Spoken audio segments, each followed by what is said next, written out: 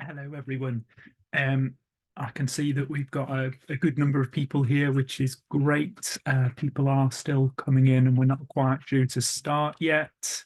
Um, what I'm just going to say briefly is that you won't be able to use the chat function during this presentation, but you can use the Q&A function.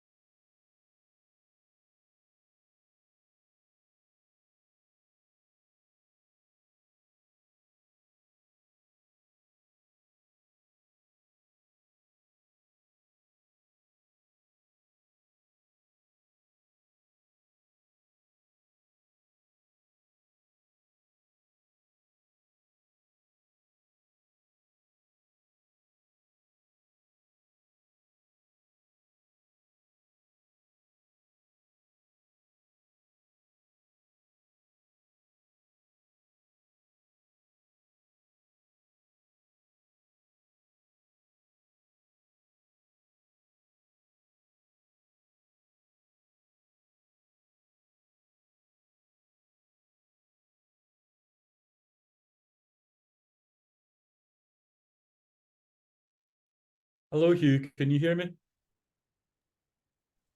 Hi, Brodie. Yes, I can. Apologies for the difficulties joining, and No, apologies. you're fine. You're fine. Thank you very much.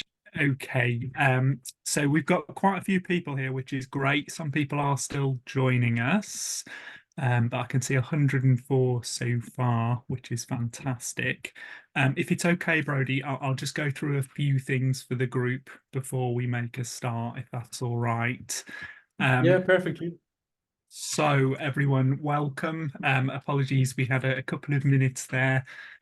Just difficulties getting things set up again with Zoom. Um, just as I was saying before, you won't be able to use the chat function during this presentation. So if you do have a question, please pop it into the Q&A box, and I'll do my best to either answer it or to pass it on to Brodie at the end of the presentation. Um, there aren't CEUs available for this talk, but if you need a certificate of attendance, you can request one. There is a link in the webinar chat, and again, there is a charge for certificates. The last thing I'll say before we hand over is that we are also um, open to donations today for the Newman Trust. So most of you will have heard about the Newman Trust by this stage of the day, but it's a fantastic voluntary organisation and a charity that provides holidays for children with disabilities and special educational needs. There is a link within the chat if you'd like to donate. We'll also share some QR codes at the end of the session. Um, Brodie, would you like to try sharing your screen? I suspect I'll need to make you host, which I'll do now. Here we go.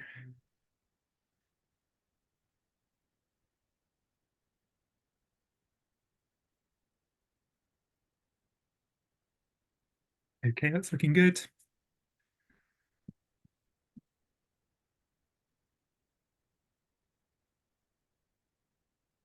Is that working for you, Hugh?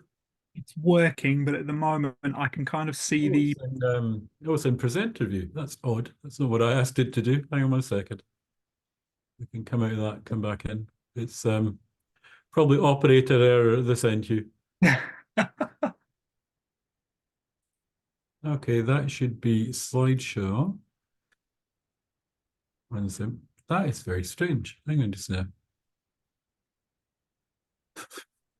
Okay. I'm doing what I would ordinarily do at this point, which is going into right, let's try again. Yeah, there we go. Okay. Yeah, That's strange. Normally the icon works and you don't have to go into the drop-down menu, but there you go. wonderful. In which case, then, Brodie, thank you very much for joining us today. I'm going to leave you to it and just be in the background. If you need anything, give either Anna or myself a shout. That sounds fine. I just need to work now. I'm in presenter view of how to get back to my first slide, but we'll figure that one out in terms of dynamics, in terms of what we're doing. Yeah, there we go. Okay, that's always good. That said, I much prefer Zoom to Teams in doing this. First of all, thank you very much for the invite to come along and do this, guys. There's an awful lot of interest around at the moment, obviously, in terms of trauma-informed care and all that kind of implies. And it's really lovely to see that a conference notionally focused in PBS is also thinking about trauma and thinking about the implications of adopting a trauma-informed lens. And it's really good to see the breadth of the focus within the conference. And I'm only sorry that I haven't been able to sit in some of the other sessions. I am busy, oddly enough, trying to do something around trauma and autism and how we realize a trauma-informed vision of support for autism, and particularly how we do that in acute inpatient care, which arguably actually acute inpatient mental health care maybe isn't the correct environment for people who are neurologically atypical in the first place, but that's a separate issue. So anyway, thank you very much for the invite to come along. I have multiple roles which are detailed there below. Hugh mentioned that the chat function is not available during this session. I am delighted to respond to any inquiries afterwards. So if you can drop me an email or you can catch me on Twitter. If you catch me on Twitter, you'll pick up a lot of political stuff as well. As the old saying goes, the personal is political. And if you're not campaigning for better funding of services, then there we go. Okay, so thanks again for the invite, which is much appreciated. And we're all kind of, thinking about trauma and trauma-informed practice. I've attended sometimes to be a little bit distractible, particularly when you ask me to talk about trauma, because I've been working in the space for a long time. What I thought might be helpful is to really kind of outline what I'm going to try and do here and what I'm going to try and do over the next little while. And what I'm going to try and do is make an argument, convince you of my argument, and then help you think about how you might apply the argument that in order to understand the principles from trauma-informed care, you need to understand how it applies to people who use your services, how it applies to people who provide your services, and how it applies to your organization in and of itself. Organizations need to be thought of as being a conscious collection of individuals who are thinking and feeling, and not simply some kind of flowchart on the wall. And how these individuals are thinking and feeling is incredibly important, but the processes which are impacting upon how these individuals are thinking and feeling and ultimately behaving are also critically important. So the notion is, in thinking about trauma-informed care, you actually need to think about a trauma-informed care plan for your organization, no matter how odd that might feel.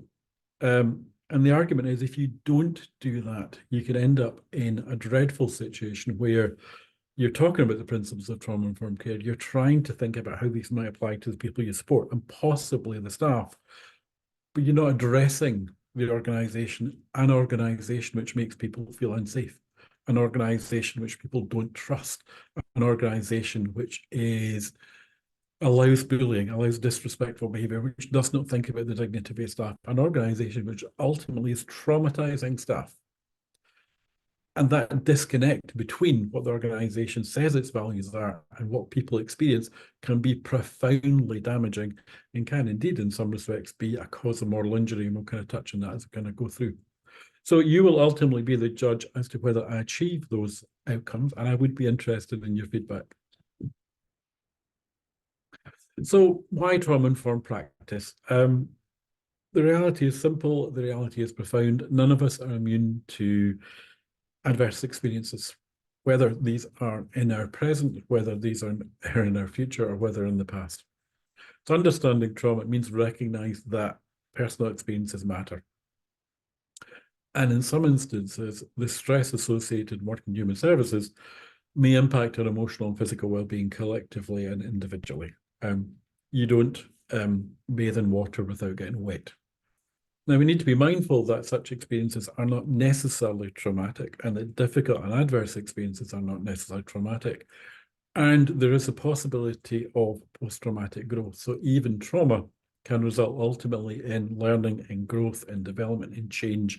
The individual sees positive. And there is a phenomenon described as post-traumatic resilience, that trauma can indeed lead to increased resilience. But none of these things are certain, none of these things are inevitable. Our reactions are unique, individual, and mediated by the circumstances we find ourselves in the time. Okay. Classic slide, just to ensure we're on the same hymn sheet before our point of departure. Events in and of themselves are not traumatic. I hesitate to mention recent events on the rugby park with England playing Scotland, but the temptation, I confess, is too hard to resist. In terms of a recent result, some people will have no awareness that such a game was played. Some people will have no interest in the game. Some people might be mildly traumatized by the score, and I use the term traumatized advisedly. And ironically, some people might be deeply distressed by it. Events have no meaning beyond that which we give to them. It is fundamentally how they're experienced, the impact upon whether the individual is likely to develop trauma, both how they're experienced at the time and critically in terms of a diagnosis. And I'm not a diagnostician, and I worry quite a bit about diagnosis more generally, but these experiences and ultimately these effects may make certain diagnostic criteria. Now, in thinking about trauma, we do tend a lot to think about the individual, and that's absolutely true. Traumatic events are experienced by individuals as traumatic. Sometimes these events are singular, sometimes these events are multiple, sometimes these events are cumulative, sometimes these events involve neglect or abuse by a caregiver who should be our safety object. Sometimes the impact of those events is compounded by the absence of secure attachments and the absence of connections to other people. Things happen to individuals. But our ability to cope is not simply an individual, a property of an individual. Our ability to cope is mediated by the connection within which we're embedded. I cope not individually, I cope in part because of connections I have to other people who play a significant role in sustaining me, a significant role in co-regulating me, and are deeply, profoundly important to my emotional and mental well-being. Same issue, of course, applies to teams. Teams actually play a significant role in terms of co-regulation and in connection, and we sometimes neglect the role in that these scenarios can play, but they're significant. But events can happen to individuals, events can happen to teams, events can happen to organizations, and events can happen to communities. To give you an example, I live in West Fife. West Fife is what was a heavily industrialized area, which has been really significantly affected by deindustrialization, has been affected by the loss of secure, well-paid jobs, has been affected by a whole range of factors which have led to increases in the level of poverty being experienced by individuals and being experienced by communities. Certain communities have, however, been much more heavily affected by others. So a number of ex-mining communities were very significantly affected by the closure of deep cast deep mining and are still, in some respects, in recovery from that loss because a loss of social capital, loss of economic capital, loss of purpose, loss of hope was really significant.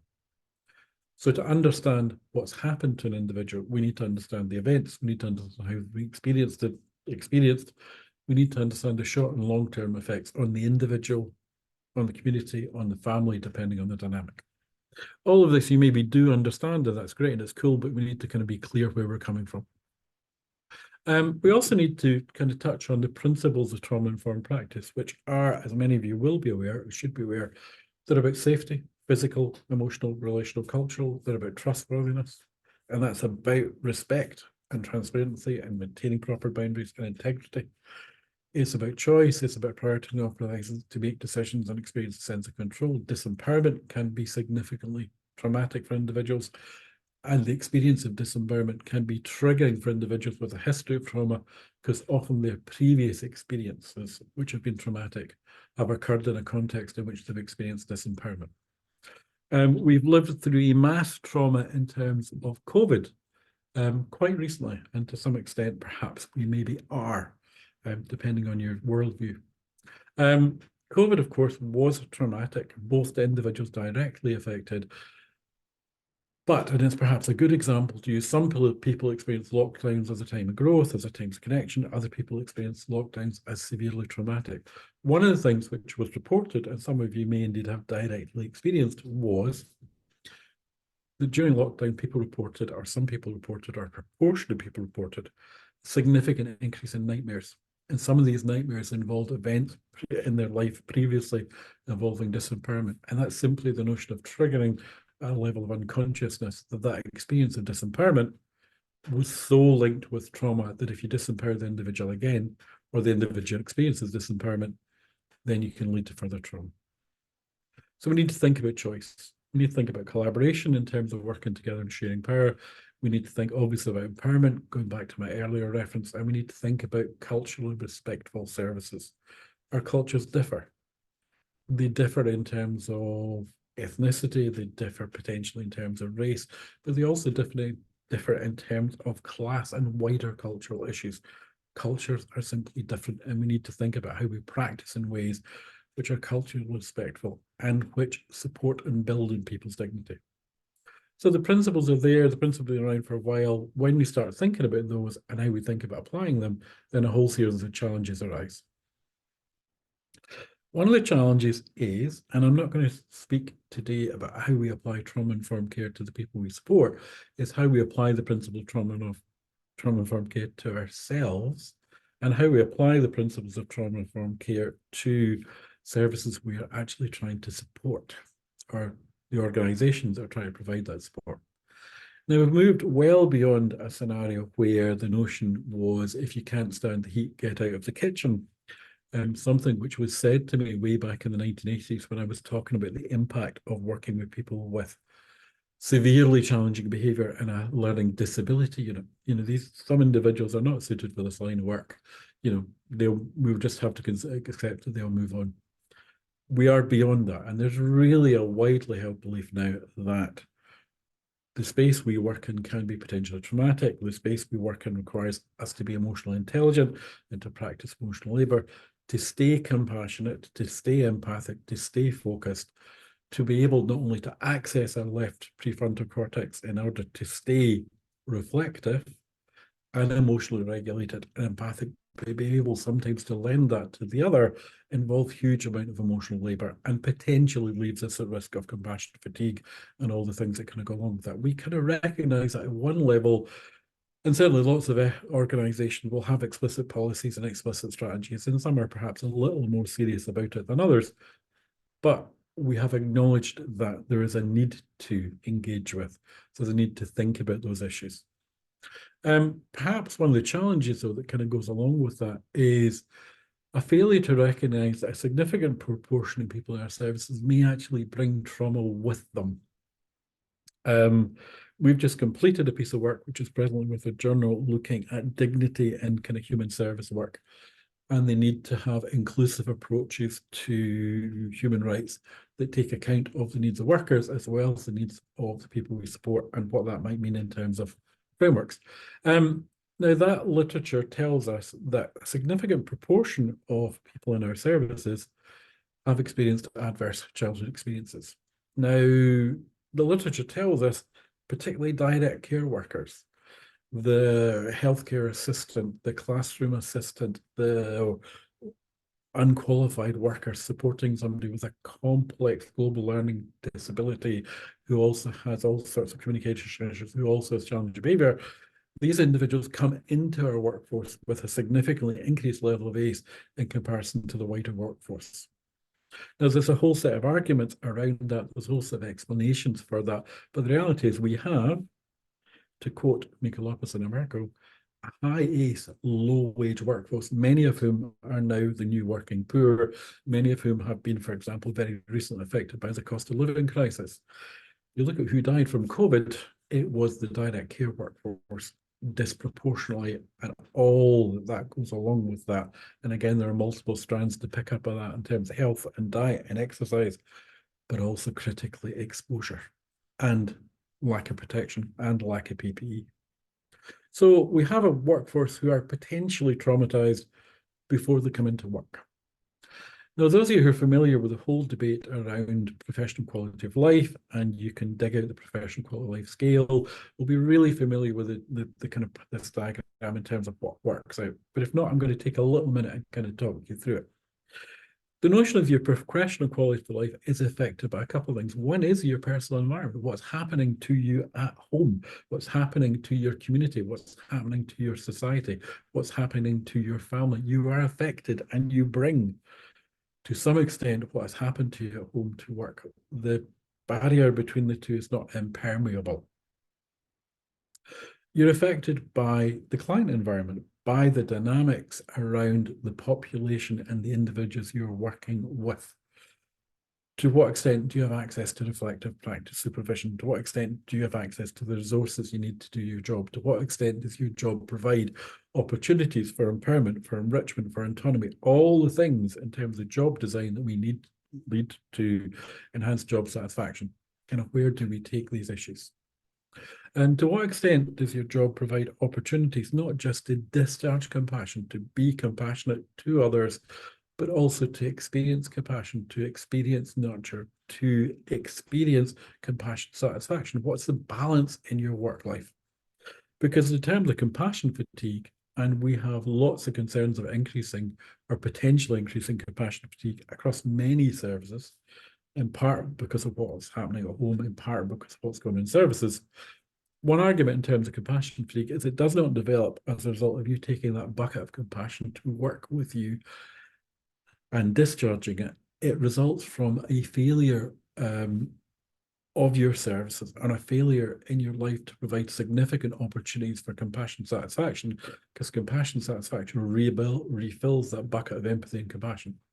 It's a complicated argument, and this is not a session purely on compassion fatigue, but it matters. So your well-being is affected by what happens at home. It's affected by your experiences with client, but it's also significantly affected by your work environment, by the culture, by the beliefs, by the connections, by the level of safety you experience, by the level of respect you experience. There's a whole range of issues that kind of go with that.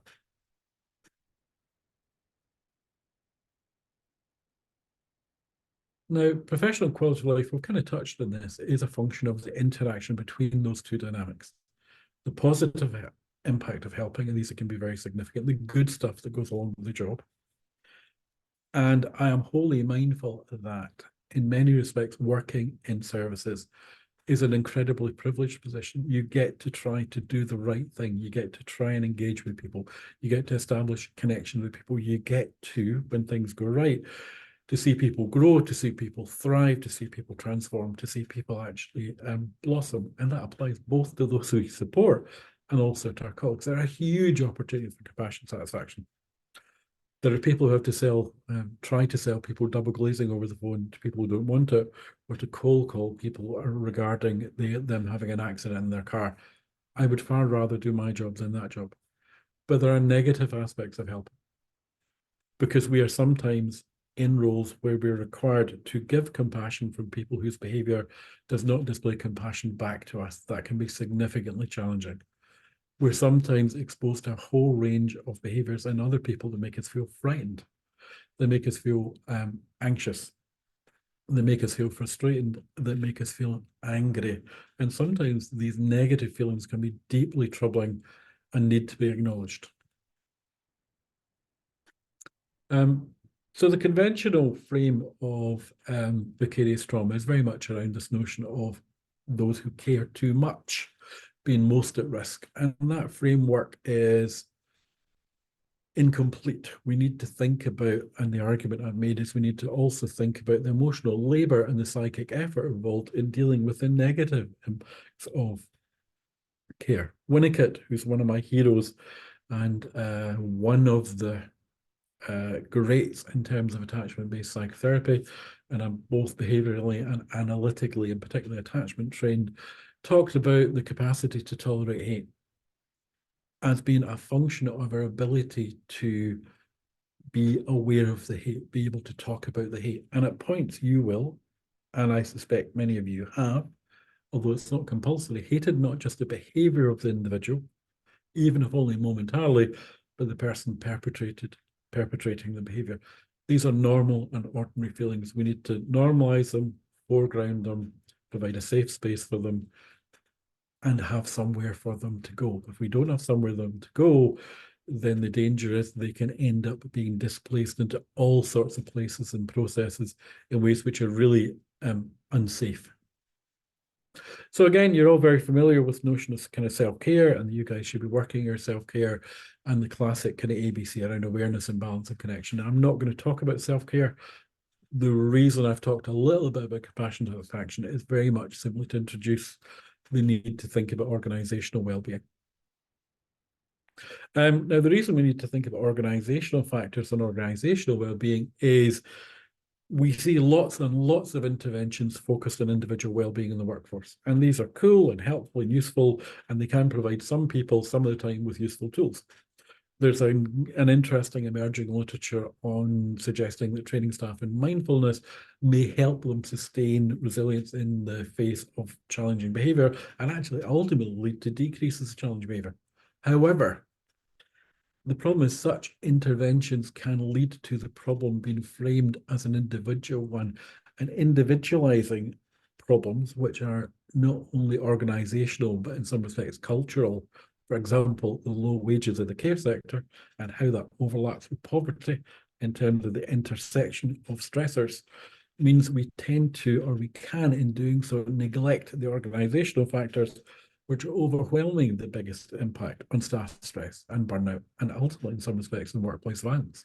We really need to think about the organization, and that gets us or needs us to start thinking about the organization using this kind of trauma-informed lens. So, long introduction, lots of background, but what it means. Well, one of the things is individuals experience vicarious trauma. And that vicarious trauma can impact on their well-being, and we'll look at a phenomenon called parallel processing momentarily. What we see is if vicarious trauma isn't dealt with, we see an impact on organizational health. We see the organization starting to struggle. If I am struggling to cope with the distress of another, and I'm trying to contain my feelings about the distress of another, I am likely to take some of those feelings either explicitly or implicitly into my relationship with other people. If I take my feelings into my meeting with my manager or with my practice leader, what I'm then doing potentially is actually giving them all of that anxiety and all of that distress, and they're left with the struggle to try and contain it. If we do not make that process explicit, if we don't put in place strategies, what that can lead over time is a stressed workforce, a stressed management, and a stressed organization. And that can have a really significant impact. It can ultimately impact, obviously, things like staff turnover, because organizations that don't address vicarious trauma tend to have higher levels of turnover. And that's not a good thing at any point in time because of the issues we've talked about, such as the need for connection and trust and safety between teams. If you have a constant churn in your staff team, that's a problem for them. It's a problem for the people you support. It's a problem for the organization itself.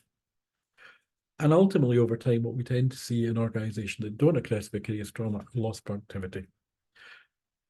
Staff who don't feel safe, staff who feel frustrated, staff who feel disempowered, staff who feel angry at the situation they find themselves in, their performance decreases, organizational performance decreases. Now, when we think about vicarious trauma, there's a lot of ways of kind of representing it. But one of the things to hang on to is this notion of kind of parallel processes. And the notion of parallel processes takes us back into discussion around transference and negative and positive transference. If I am supporting an individual with my analytic psychotherapy and who has had a less than optimal experience of childhood, what I would expect in the context of therapy is some transference of the feelings that should have been directed toward the individual parent and through countertransference, some feelings that they would have in that dynamic. So the feelings are constantly shifting and changing. But the notion is they can take their feelings of loss, their feelings of anger, and I can provide a safe place for those feelings so they can transfer the feelings. And in essence, in some respects, there's a semi-parental dimension to it. It's not a parental equivalent, but a semi-parental dimension of what we're trying to do. Now, if I'm engaging in that form of therapy, I will always have access to supervision. And access to supervision is about prompting me to be mindful of the nature of countertransference and how it might play out. And way back in the 1930s and in the 1940s, it was observed that in my relationship with my supervisor, I can end up mirroring the processes that are taking place in my relationship with the person I'm seeing as a client. And that phenomenon was described as parallel processing. But it also was observed that parallel processing happens not just between individuals, but it happens between different groups of individuals. So my service is supporting people who have significant histories of neglect, trauma, abuse, and whose distress sometimes presents in ways that services find challenging to manage without recourse to restrictive interventions for a whole variety of reasons. That means I am going to be exposed to their distress. I'm going to be exposed to what are symptoms of their trauma in terms of their dynamic. That's going to lead to me feeling unsafe. It's going to lead to me feeling frustrated. It's going to lead to me feeling frightened. I take those to my manager. My manager is constantly exposed to those. What we may start to see across the organization is the organization essentially starts to mirror the processes that we're actually seeing in the people we support. That's what we talk about parallel processing. Now, if you excuse my reference to the vernacular, in essence, we have people who we support who may be gloriously fucked up. And I do not use that in any way as a term of derogation. We are all, in our own way, God bless us, gloriously fucked up. But they've been fucked up in a particular way. Now, that fucked upness creates a whole set of challenges for the people supporting them. One challenge is we can end up looking awfully like individually and collectively the people we support. And our organizations can end up looking collectively and feeling like and experiencing some of the challenges that the people we support have. So we end up with a fucked up client group supported by a fucked up group of staff supported by a very fucked up organization. This is not a healthy situation. Florence Nightingale famously observed, and I trained as a nurse before training as a psychotherapist, that the first rule of the hospital is to do the sick no harm. First rule of the organization is not to make clients worse. But if we don't attend to the processes which underpin our experiences and underpin what we're trying to do, the danger is we make people worse without intending to do so.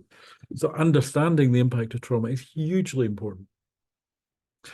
Because if we don't actually understand the process, if we don't manage the clients, if we don't understand the dynamic which is produced by stresses coming up and stresses coming down in a social and economic environment, which is brutal to our ambitions and to what staff are trying to do in many respects, and it's perhaps more brutal than it has been for the last 10, 15, 20 years, and we've lived through a couple of economic recessions, we end up with a service that is actually hostile to the end of recovery, that causes trauma to the people who use the service, which actually causes trauma to the people who provide the service. We end up, to quote Sandra Bloom, which is a service which is not actually trauma informed, actually it's trauma organized and it's trauma causing. So parallel processing, this is just a kind of visual representation of it. This is adapted from Bloom and Farrar. It's not an original piece of work by me, but it reminds us that we need to constantly manage the milieu. We need to constantly think about how does our organization feel to us and to other people around. We need to constantly be thinking about how does the organization experience by those who work for it and by those who use it. Because the notion is that unless we explicitly manage parallel processing, then this process will simply wreak havoc over time. And it's important to recognize that those processes are so powerful that they can turn a good organization bad, actually, in some respects, quite quickly. And they're normal, they're ordinary, they are always there. If you want to think about how organizations become corrupted, one thing you need to think about is parallel processing and how you are managing parallel processing in your organization. And whose job is it to manage parallel processing in your organizations?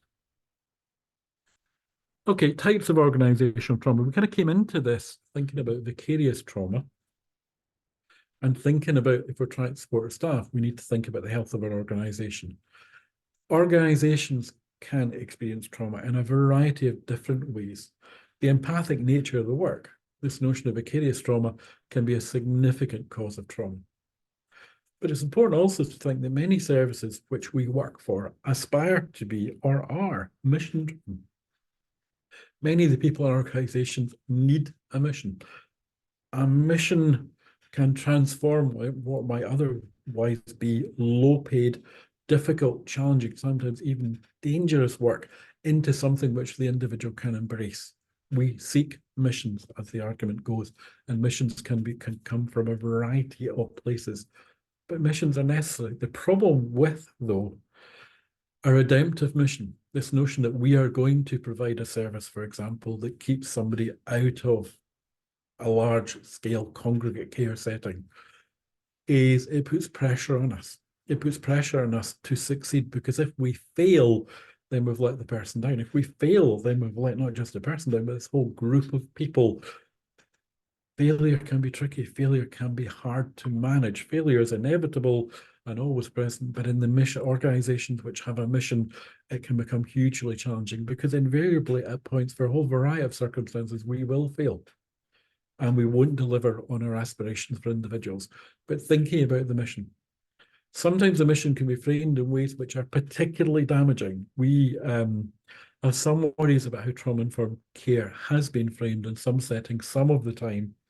And we worry particularly about messages that sometimes accompany some versions of trauma-informed care that says, okay, a single relationship can provide a means for an individual to connect, to start to feel safe, to start to recover from trauma. All of us therefore have a need to do this. That is absolutely true, but it places huge pressure on individuals in situations where being able to provide that relationship might be genuinely difficult. To say that to a teacher who sees 32 children 8 times a day, that she needs to build a relationship of trust with an individual when it's incredibly difficult for her actually to get through the week and not fall over because of all the other challenges she's made.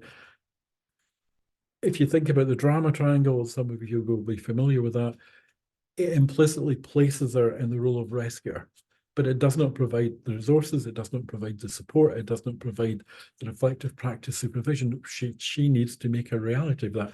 We set people up to fail. Ongoing wounding is sometimes people do not want to be rescued, or they don't want to be rescued for us, or they don't want to be rescued now for a whole variety of reasons. Sometimes other people won't do what we want them to do, which is, a tragedy I experience regularly. But other people have their own agendas and their own frames and their own theories in relation to behavior. We need to work with and engage with individuals to try and create that dynamic.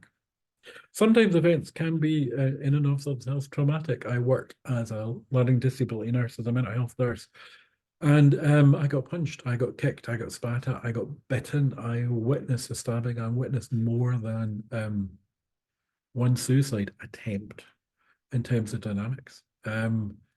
I saw an awful lot of tragedy. I listened and heard people's stories in terms of tragedy, in terms of vicarious trauma. Sometimes single events can be traumatic. Sometimes the cumulative exposure to, for example, classical listening to other people's experience of trauma can create secondary victimization and actually lead to PTSD in therapists. So lots of things can impact upon organizations. We need to understand the types of organizational trauma, and critically, we need to manage them explicitly. So, like all those things, management starts by recognition what might look like signs of organizational distress. So, high staff turnover, high staff absence, all the factors in terms of where poor communication, too much reliance on email, increase in personal conflict, critically sometimes an increase in personal conflicts, missed deadlines, all the issues that can go along there. But we need to do a little audit about, do we see, are we aware, are we seeing more of these particular issues in our service? Now, lots of organizations are stressed at the moment irrespective of whether in the care, the education, the training and support business. But what we're concerned about is the movement in relation to those. Is organizational stress going up or down? So perhaps at the moment, just a little question for you to kind of take away with in terms of exercises. If we had a little bit more time and a little bit more opportunity for interaction, what we do is classically kind of pop you into groups and get you to think about what you come across in organizations, in the organization you're working for, and organizations you've previously worked for. Because to go back a little bit, amongst the many reasons why individuals leave organizations is a level of organizational stress. They don't trust the organization. They don't feel safe in the organization. They're not confident in the integrity of organization. They don't feel that the organization is living up to its aspirations in terms of mission.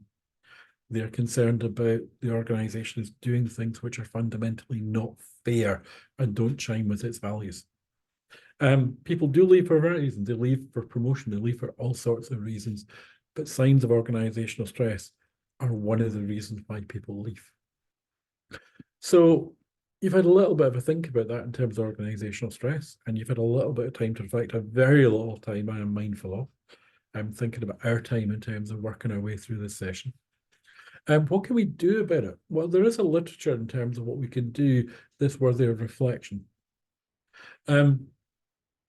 First thing we can do is think very hard about the need for organizational self-care and say amongst our missions, amongst our many missions, amongst our perhaps too many missions sometimes, is this notion that organizational health has to be one of our key ambitions for the year. It's something we have to think about, it's something that we have to measure, it's something we have to work on, it's something which we need to pay attention to, and it's something within a particular organization. Maybe we need to allocate some responsibility to somebody to say, okay, your job is to think about organizational health over the next little while. Now, what we know is staff members can all contribute. We all want to be safe. We all want to be productive. We all want to be connected. We all want to do a good job. Overwhelmingly, these are dynamics which are significant. What we want our relationships are characterized by dignity, by safety, by trustworthy, by choice, by collaboration and empowerment, by the principles of trauma-informed care. So individuals will contribute, individuals can contribute, but individuals will only contribute, unsurprisingly, when they themselves experience these same factors in the program as a whole. If you create those conditions, if you develop systems and ways of thinking that value those behaviors in staff, then it turns out unremarkably, and remember, there are many good behaviors here. If you value and reward the behaviors you want to see, then you're likely to see more of them. So if you value and reward the behaviors we like to see, then in this instance, we are likely to see more of them. If you, however, model inappropriate behaviors, which are not respectful, which don't make people safe, which infringe upon people's dignity, which are demonstrate a lack of fairness and a lack of integrity, then surprise, surprise, what you're likely to see in your staff team are more of those behaviors. We have core values, but we're also significantly affected by situations we find ourselves in. We know that from the literature on corrupt cultures and closed cultures. We are hugely influenced by the culture of organizations. There's no question about those. So it is about thinking about your culture and managing overtly. It's about thinking about, okay, if we want to be a trauma-informed organization, what are our aspirations? And how are we measuring our progress towards them qualitatively and quantity? So safety is important, and there's a lot of work going on at the moment around psychological safety. Now, it's important to stress that psychological safety is not a unitary concept, and people have different needs in terms of psychological safety. There's a lovely little tool you can play with called SCARF, and you can access it. It is based on the principles of trauma-informed practice. And what it gets you to do is to reflect on the experiences you need to feel safe. And what it suggests is we have different needs in the workplace in terms of safety. Now, these are not around, safety from physical harm or from psychological harm. They're about, for example, some people need high degree of autonomy. Some people value actually predictability and consistency. So different people have different needs, and thinking about improving safety is sometimes about thinking about safety as both a collective and an individual phenomenon in terms of what we do. But trauma-informed organizations recognize that connections matter, that relationships matter, that time spent with each other matters. That sometimes what can look like to a flow management consultant as downtime where staff are just chatting, actually it's when staff build relationship. And these relationships are what create connections, and these connections are what create shared resilience. We need those spaces to do it. And they're part actually of caring for all in terms of what we're trying to do. Ultimately, we are interested in how we increase the quality of services. But the notion, of course, and something we're very familiar with, is that we are, as members of staff, also consumers of services. And what we need to think about is how do we improve the quality of services to each other, as well as how we improve the quality of services to our ultimate consumers. We're thinking about reducing negative encounters, and there's a lot that goes into that in terms of what we're trying to do. We're thinking about how we improve safety. We're thinking about how we improve support. We're thinking about how we develop these individual support plans based very much around kind of integrative functional assessments in terms of what we're trying to do. We're thinking about hope as being important. I talked about the impact of deindustrialization in some of the communities in West Fife where I live, and particularly to some of these ex-mining communities. And in a lot of those communities, what you saw post the closure of the local pit was a significant loss of hope. Many people left. Many people went to work in Australia and South Africa and didn't come back. So it was a huge generational change. There was a loss of social and economic capital from those communities. Now, in recovery for those communities, one of the big aspirations is how do we create a community of hope? How do we create a community which actually engages with the need of health for all? And we need to do that both on a wider scale, and we need to do that within services. But what we're trying to do is create an opportunity for all to flourish, both those who use our services and both those who provide them. Now, there's a couple of key things we need to do in order to do that. One of the things is we need to think about moving towards anxiety. There's an interesting literature around things which are unspeakable in organizations, that we avoid conversations, that we avoid difficult conversations. I know framing of itself. Actually, what we need to do is identify what we're not talking about it and talk about it. And talk about it in ways which are respectful, which actually seek others' opinion in terms of what we're trying to do. Organizations often are set up to manage anxiety by procedures, by policies, by protocols, in order to provide guidance. But actually, we need to embrace anxiety, and we need to think about the sources of anxiety within our organization and to be able to talk about them. We need to be able to recognize and deal with projections. Projections are everywhere, and the notion of projection is explained for those of you who are not familiar with it.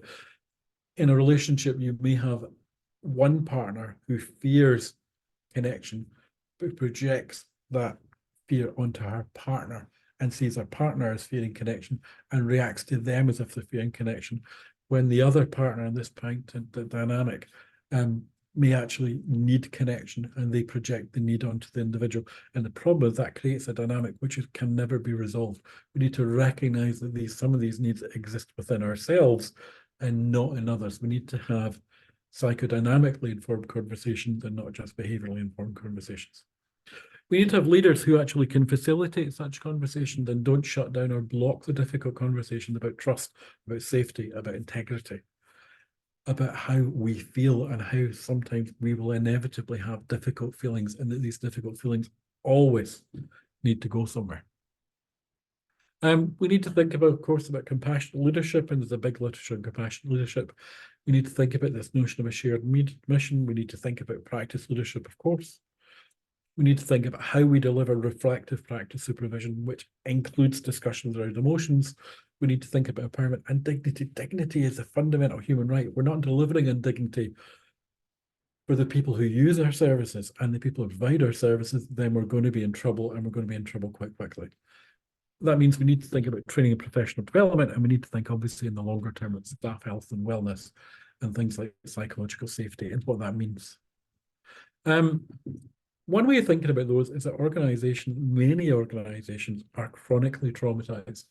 I've done some quite big consultancy pieces of work with NHS trusts in the UK, And some of these organizations are deeply traumatized, don't understand it, don't understand the impact of it, and are deeply struggling. What we need to think about is recovery and healing for those services. How do we start to enable that individual's journey of recovery? And it is in many respects exactly the same or has strong similarities to that we would do with somebody who's experienced significant trauma. It is about acknowledgement. It is about saying upfront, we're about safety and dignity. It is about upfronting emotional management skills and not the ability to read a spreadsheet. It's thinking about function, thinking, what is our purpose? Our purpose is to care for people. Our purpose is to nurture people. Our purpose is to cherish people. Our purpose is to provide environments, for example, in acute and patient care, where people can start to recover and heal. It's not to get X number of people moving through these beds in X number of times. It's about opening up communication. It's about thinking about authority and power. It's about thinking about problem solving. There's a whole range of things that go along with it. It is about acknowledging grief, that sometimes things have been lost, safety has been lost, and what does that mean? Trust has been lost. And to lose trust is a terrible, awful thing in terms of where we are. So what we need to do is think about hope. And sometimes that's about healing ceremonies. It's actually apologizing to people. Do you know what? Things went wrong here. Things went badly wrong here.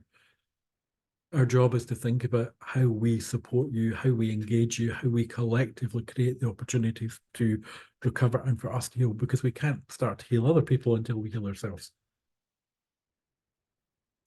So you can think about plans to improve things. Services are complicated and you can create a plan to improve on rating. Individually, we need to be careful about setting you up. You are not the hero who's going to go into your organization and turn it into a trauma-informed organization. You need allies, you need context, you need backing, you need support. But what you can do is start to reflect on one thing which you might seek to improve, thinking about these principles of trauma care within your organization.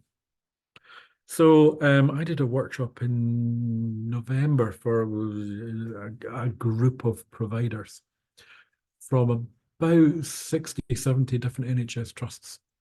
And we asked them to hold their hand up if they trusted their organization. And I was frightened by how few people held their hands up. So trustworthiness is really significant.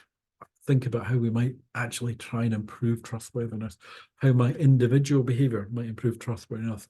Why, if I don't experience this, I might think about how I might call out. Thinking about safety in terms of what we do and thinking about how we take safety forward. Organizations work, and this is a piece of work actually based on Vivian and Horman's work in strengths and shadows.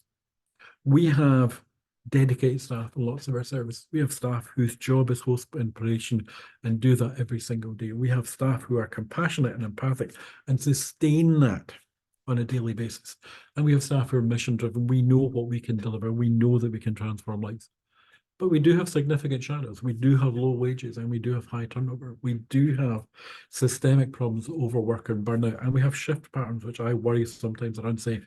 Expecting somebody to support somebody with complex presentation over a period of 12 hours, where they need to stay reflective, where they need to stay regulated, where they need to stay focused, where they need to stay attentive, where they need to stay attuned. The emotional labor involved in that is really significant. We only allow people to drive lorries for 7 hours because we think they can't concentrate for long enough. I think sometimes what we ask people to do is unreasonable. I've touched on the drama triangle, and by dint of time, I'm just going to say, go and read up about Cartman's work and the drama triangle. It's an incredibly useful tool to think about what's happening. It's an incredibly useful tool to try and disentangle concept. It's a really useful frame. In terms of compassion fatigue, there's lots of stuff around. I will happily send you some bits of work on compassion fatigue that we've done. When we think about mission-driven, one of the challenges of mission-driven organizations, and I have worked with many and led one or two, is we can easily fall into martyr syndrome. Our job, our mission is to rescue. We work too long hours. We go to too many places. We expect everybody to share an absolute unwavering commitment of working 12, 14 hours a day. That starts to look awfully like workaholism, and workaholism is an addiction and is a problem and is a syndrome and can lead to implicit bullying with other people who don't have that level of commitment. So for every strength, we have a shadow. For every shadow, we have a strength. We simply need to be conscious and aware and mindful of how those processes play out in our organizations. Okay, that was a wide-ranging, quite in-depth, and equally quite quick introduction to a whole series of quite complex concepts. What I hope I've done is raised your awareness and thought, shit, I need to go and find out more about that. Because I think fundamentally that's the most useful thing a presentation can do.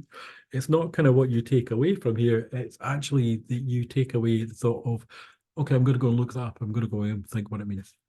But I will shut up talking and invite questions for the last couple of minutes. Thank you so much, Brodie. I think you've more or less already said what I was going to say immediately. It's not a question, but I just wanted to say how much that resonated. I think when I think about a lot of the context that we're working in, it's just incredibly relevant what you're talking about. And I saw kind of some of the comments coming through the Q&A, and I think a lot of people are saying similar things. So essentially, exactly what you're saying is what I feel the need to do, to go and find out more and start thinking more about these things. If it's okay to jump straight into questions, because I suspect there's going to be quite a few. More of a comment essentially that came up during the presentation, but someone just said about the parallel processing slide. It certainly seems to them that is something that's apparent in the education system, particularly for neurodivergent children. Hugely.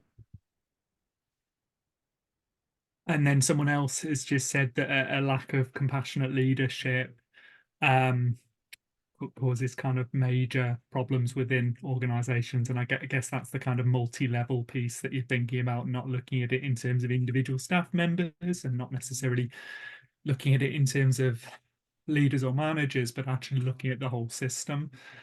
There is a kind of specific question next, which was, I think, in terms of psychological safety, could you repeat the name of the tool that supports individuals to reflect on the experience they need and what's All right, involved? the tool, there's multiple tools around. One of the ones I like, and it is a commercial product, but you can do your own for free, if that makes sense. So you can do a little bit of insight. It's called SCARF, SCARF.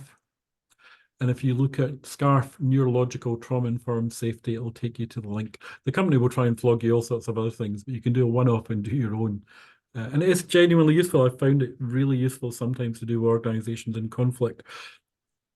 That notion that psychological safety is not a unitary phenomenon is really important to hang on to. And it's a bit that sometimes gets missed when we talk about psychological safety. We assume we can create the condition for psychological safety and everybody has the same needs. To some extent, that's true, but actually, to a significant extent, it's not true. It, and we simply need to be aware of that. Fantastic. The next one, um, that's interesting, and I think maybe you hinted at this during the presentation, but I'll send the question your way anyway. So someone has said it in terms of kind of recognizing these shadows within organizations, what can honestly be done, particularly around low wages, and the kind of impact that has in terms of stress for teams. How can you kind of push to change in terms of local authorities and levels of social care funding? And they're kind of saying that they feel this has a big impact, and that is something that they'd see as a priority to change. There's a literature on what's called dirty work, and some of you might be familiar with it. And we've just finished something on kind of thinking about that. And the argument is that kind of 5 key characteristics define dirty work. One of which is that they involve violence. And actually, in a lot of instances, in a lot of settings, restraint may be experienced, restrictive interventions may be experienced, but they're stigmatized, they're marginalized in terms of where so it's this notion of it's not just low wages, it's about the stigma which is associated with it. It's about how the work is perceived. It's about how the worker is perceived. And it's how we might think about applying the principle of dignity to the work and providing means of dignity for the individual. It's I will happily, I can't share the paper because it's with a journal at the minute for review, but have a look up that literature around kind of dirty work. Be mindful what you put into your server, because I'm not entirely sure what would come in your server if you put in dirty work. And do not wish to get you into trouble. But it's a really interesting discussion around what that means and how we engage with individuals in those jobs to make them feel valued, to make them feel respected, to imbue a sense of mission that to some extent can compensate for all the other bits that kind of go along with that, that we can actually recognize that sometimes doing good work is more important than being paid well, but actually we need to be paid enough to survive. And there's a whole set of issues around that in terms of social care. Fantastic, thank you. Yes, I really agree with that. I'm not kind of dismissing some of those larger sociological factors. That stuff's really important, but I often think that the kind of more important thing for an organization to think about is what can we do about this? And exactly as you say, people need resources, but I think sometimes actually part of that is about the kind of emotional and psychological resources in terms of, you know, how valued and how supported can organizations make their staff feel. Okay, let's have a look. We've got a few more. Are you okay carrying on for now, Yeah, Brodie? fine. Absolutely. Yeah, absolutely. Fantastic. Thank you very much. Um, okay. This I think again is one of those questions that's probably going to be very familiar and very relevant. So do you have any advice regarding how to bring these ideas forward in an organization that presents barrier after barrier? Um, so Um, would you that's a yeah. If you work in an organization which shuts down dissent, then these can be really difficult issues. And I would not in any way underemphasize just how challenging it can be to have the conversation that people don't want you to have. But of course, these are always the most important conversations. First thing probably is to think about other ways of building alliances with other staff. Sometimes if you feel something, it's unlikely that there may not be another somewhere in the organization who kind of feels the same way. So that notion of trying to build alliances and then build a consensus and then think about how you might raise those issues. There's a an argument in terms of how you frame the issues. So it's thinking about how to frame the issues which chime with the concerns of management, which sounds as if it's slightly manipulative, but actually I'm cool with manipulation, because manipulation is a skill in terms of management. So it's thinking about how to frame a concern in a particular word. Okay, we're concerned about, for example, the long-term impacts of this on organizational performance. We're concerned about the long-term impact of this on recruitment and therefore sustainability if we don't address, because these are certainly going to be issues on your CEO's list. And at the moment, I'd be astonished if they weren't. Sometimes it is about actually, in some extreme instances, it's about whistleblowing. It's about thinking about how do I do this in a way which is safe for me, sustainable for me, thinking about organization. But the some staff are having a very hard time at the moment, I think, for a whole variety of reasons. Lots of compromises are having to be made because of the financial situation. And that's incredibly tough to be. We come into this job to do the right thing. And moral injury fundamentally happens when we're not able to do the right thing. And some of that is resources, some of that can be organizational culture. And we need to provide safe spaces for that. And talk to other people, talk to people outside your work about what's going on. Fantastic. Thank you very much. I'm just going to bring up the QR code for the Newman Trust once more. I think you've answered everyone's questions, Brodie. I just wanted to say a big thank you from us. I certainly found that really helpful, and it's given me an awful lot to think about, which I agree should be the main aim of a presentation at a conference, that it stimulates people to go off and learn more. Um, but I don't think we have any more questions now. So the last thing that I will say to everyone is, again, if you are able to contribute to the Neiman Trust, that would be absolutely fantastic. But otherwise, if I can also say thank you to everyone who has attended this session, and I hope to see some of you back at the keynote session later on. Thank you, Brodie. And lots of No, praise, Brodie, from the participants about how wonderful and insightful the talk was. that's lovely. The positive feedback is always really good. We all need. No, it's an area I feel fairly passionate about, as you've gathered from previous conversations. It's something that gets in the way. We understand PBS, we understand ABA, and then we can't understand why it's not applied. Actually, it's not applied because we're not dealing with all the other stuff for the staff team that needs to be in place in order for them to do. We need multiple lenses to make sense of what's happening to the client, to the team, to the staff individually. And the more lenses we have, the more likely we are, I think, to get the insights we need in order to do things which are likely to be more positive for the people who experience our services and the people who provide them. We need to look after both. Absolutely. Fantastic. Okay. Great stuff. All right. Thank you, guys. Thank you so Okay. much. Thank you. Bye. Bye.